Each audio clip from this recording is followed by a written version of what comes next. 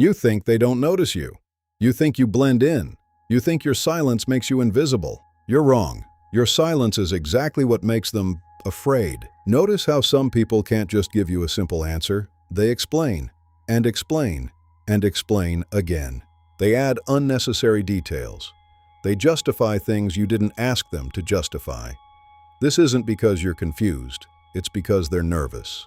Your presence makes them feel like they're being evaluated, so they overcompensate.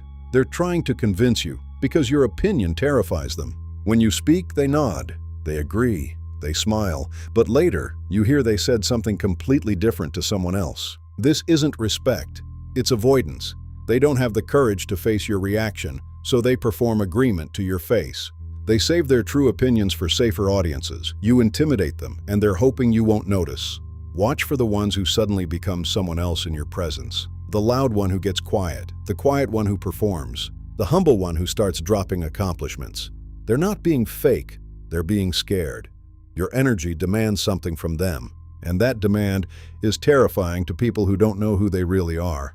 There are people who will hug everyone in the room, except you, who will sit next to anyone, but always leave an empty seat between you and them, who will look everyone in the eye but glance away when you catch them looking. This distance isn't dislike, it's self-protection. Your presence is too real for them, too penetrating. They keep their distance because getting close to you feels like being seen. You walk into a room and suddenly someone starts explaining themselves. I was just going to, or I know it looks like, and you haven't said a word.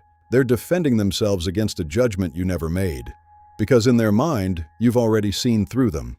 Your silence is louder than any accusation, and they can't handle what they imagine you might be thinking. The clearest sign is also the most painful. Some people will try to provoke you. They'll say things designed to get a reaction. They'll push buttons. They'll test boundaries, not because they dislike you, but because your composure haunts them. They need to know they can affect you.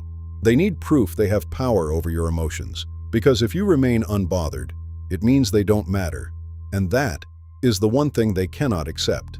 If you recognized yourself in these signs, understand this: your power doesn't come from making people afraid.